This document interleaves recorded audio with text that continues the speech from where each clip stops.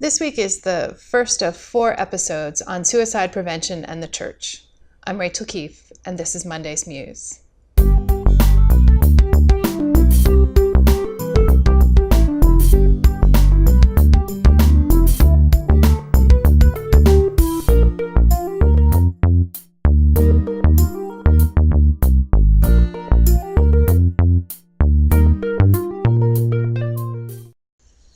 Today I want to talk about the church's role in suicide prevention, specifically how important a faith community can be in saving a life.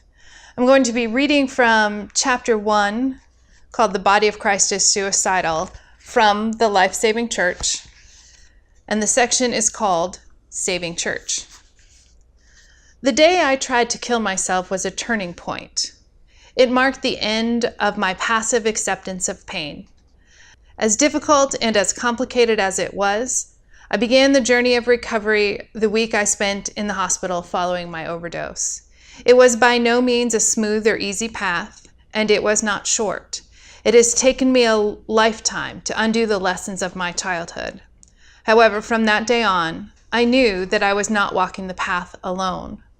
John, who was the associate pastor of the Federated Church of Hyannis, my childhood church, came to visit me in the emergency room.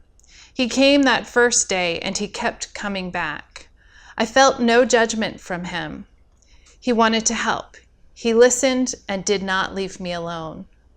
Even after I was discharged, he came to see me regularly.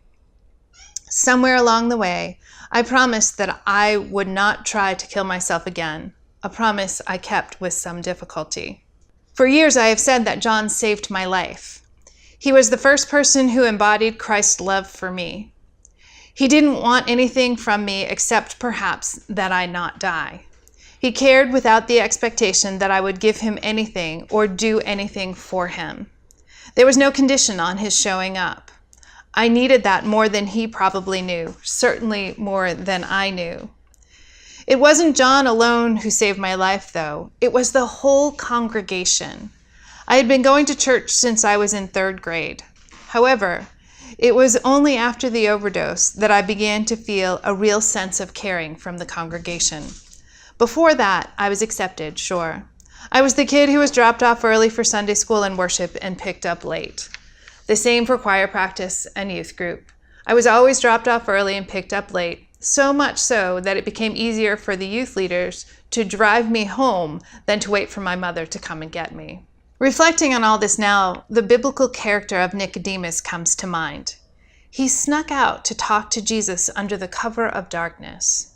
He wanted what Jesus was offering. He wanted the light so much that he was willing to risk ridicule by his colleagues in order to find what he needed to do. Of course, Jesus didn't answer his question in a way that made sense to Nicodemus. Nicodemus did not understand what Jesus meant by a person needing to be born anew or born from above or born again. He probably felt that he should know what Jesus was talking about in that moment, but he didn't. I think he did later, though, because he didn't give up. Nicodemus stood up for Jesus against the rest of the Pharisees. Later, he helped Joseph of Arimathea prepare Jesus' body for the tomb. Nicodemus found what he needed. As an adolescent, I needed the new life about which Jesus spoke to Nicodemus that dark night. The quest to be normal, like everyone else, was what had drawn me to the church.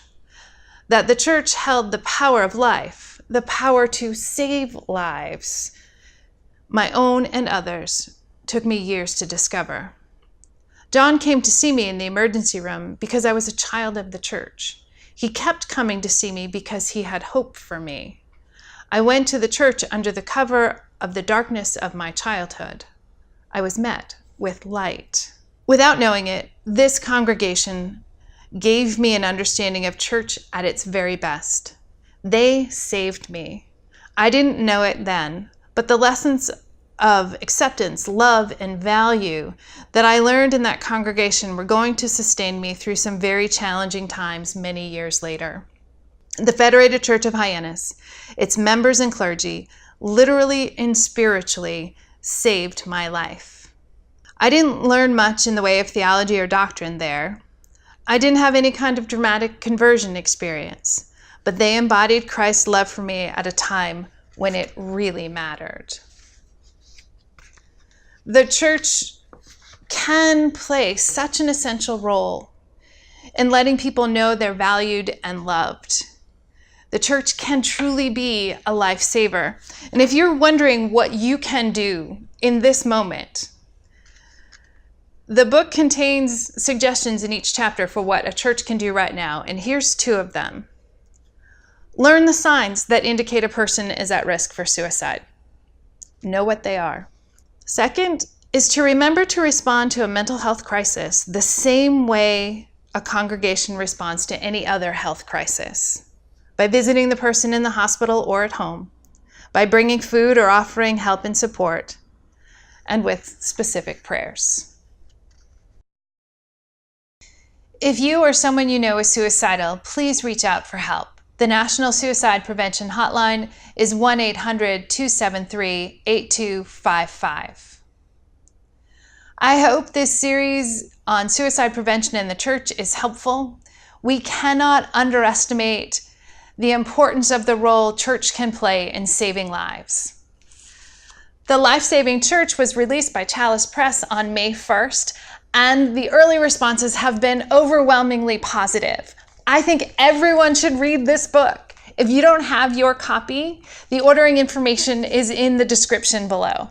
If you would like to talk about organizing an event, a conference, a speaking engagement, or you have questions, please be in touch. Thanks for joining us for this series. Regular episodes of Monday's Muse will resume on June 25th.